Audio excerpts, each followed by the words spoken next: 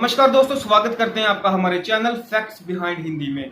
दोस्तों, एक तरफ जे.एंड.के बॉर्डर और दूसरी तरफ इंडो चाइना बॉर्डर, दोनों तरफ भारतीय जवानों को निशाना बनाया जा रहा है। हाल ही में लद्दाख की गलवान घाटी में हुई भारतीय और चाइनीज फौजियों के बीच भिड़ंत से 20 से ज्यादा भारतीय जवानों की जान जा चुकी है। हालांकि ये भी कहा जा रहा है कि इस लड़ाई का करारा जवाब देते हुए भारतीय जवानों ने 40 से 50 चाइनीज फौजियों को मार गिराया है। दोस्तों, पहले भी इंडो चाइना बॉर्डर पर भारतीय और चाइनीज जवानों के बीच थोड़ी बहुत लड़ाइयां होती रही हैं, लेकिन कभी भी किसी लड़ाई ने इतना बड़ा मोड़ नहीं लिया कि मामला एक दूसरे को मारने तक पहुंच जाए। आज की इस वीडियो में मैं आपको बताऊंगा कि आखिर कैसे इस लड़ाई की शुरुआत हुई और क्यों मामला एक दूसरे को मारने तक पहुंच गया। तो चलिए बढ़ते हैं इस वीडियो की ओर, और वीडियो देखने के बाद हमारे चैनल को प्लीज सब्सक्राइब करना ना भूलें। दोस्तों, लद्दाख की गलवान घाटी में चीनी सैनिकों के साथ सोमवार की रात हुई झड़प में एक कमांडिंग ऑफिसर समेत भारतीय सेना के 20 जवानों की मृत्यु हो गई है। माना जा रहा है कि ये 5 दशकों में से सबसे बड़ा सैन्य टकराव है, जिसने क्षेत्र में पहले से ही अस्थिर सीमा गतिरोध को बढ़ा दिया है। बीते दिन की शुरुआत में सेना ने कहा कि LAC यानी लाइन ऑफ एक्चुअल कंट्रोल में हुई झड़प में एक अधिकारी और 2 सैनिकों की मृत्यु हुई है, लेकिन देर शाम जो बयान जारी हुए उसमें शहीद हुए लोगों की संख्या में संशोधन किया गया और कहा गया कि भारतीय सेना की तरफ से 20 लोगों की मृत्यु हुई है। सरकारी सूत्रों के मुताबिक चीनी पक्ष की तरफ से भी लोग हताहत हुए हैं, मगर उनकी वास्तविक संख्या कितनी थी इस पर अटकलों को विराम देते हुए चुप्पी साध ली गई है। वही NNI की तरफ से अनुमान लगाया गया है कि इस झड़प में कम से कम 43 चीनी सैनिक गंभीर रूप से घायल हैं, जहां मारे गए हैं।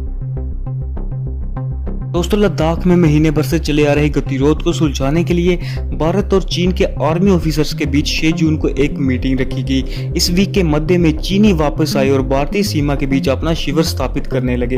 भारत ने इस शिविर को पूरी तरह ध्वस्त कर दिया, जिसके बाद दोनों पक्षों के सैनिकों के बीच काफी हाथापाई हुई, जिसमें कई सैनिक घायल भी हुए। इस झड़प के बाद चीनी सैनिक अपनी सीमा में वापस चले गए।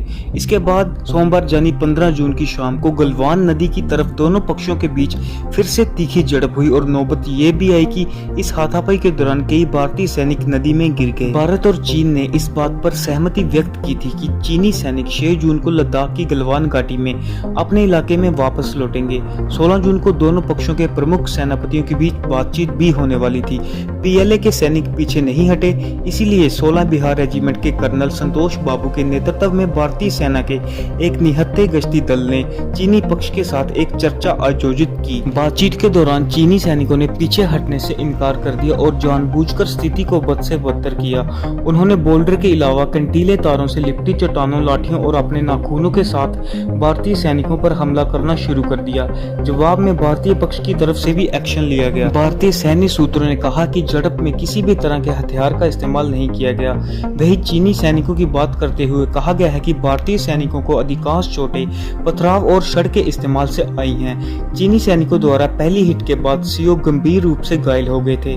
भारतीय सैनिक बाकी जवानों को मोर्चे पर छोड़कर CO और एक घायल हवालदार को अपने साथ ले गए। जो सैनिक वहां बचे थे उन्हें चीन के सैनिकों ने तुरंत ही बंदी बना लिया। दोस्तों, लगभग 40 मिनट के बाद एक मेजर के नेतृत्व में भारतीय सैनिकों की एक यूनिट फिर उस स्थान पर गई और वहां छापा मारा गया, जिससे स्थिति और बिगड़ गई और हालात फिर बद से बदतर हो गए। भारतीय सैनिकों ने चीनी पोस्ट पर क्रूरता के साथ हमला किया और लगभग 50 से 60 चीनी सैनिकों को गंभीर रूप से घायल कर दिया। सूत्रों ने कहा है कि भारतीय सैनिकों द्वारा चीनी पक्ष पर कई घातक हमले हुए, लेकिन सटीक संख्या पर कोई पुष्टि नहीं की गई। दोस्तों, बताया यहाँ तक जा रहा है कि जिस वक्त ये तनाव चल रहा था, वहाँ चीन की सेना की तरफ से एक ब्रिगेडियर स्तर के चीनी अधिकारी थे, जिन्होंने शांति के लिए पहल की और सैनिकों को लड़ने से मना किया। देर रात तक हाथों से ये लड़ाई जारी रही। इसी दौरान कंटीले तारों वाले पत्थरों और धातु की राड का भारी उपयोग किया गया था, जिसके कारण सैनिकों के सर पर काफी चोट आई थी। कहा जा रहा है कि झड़प 3 घंटे से अधिक समय तक चली थी।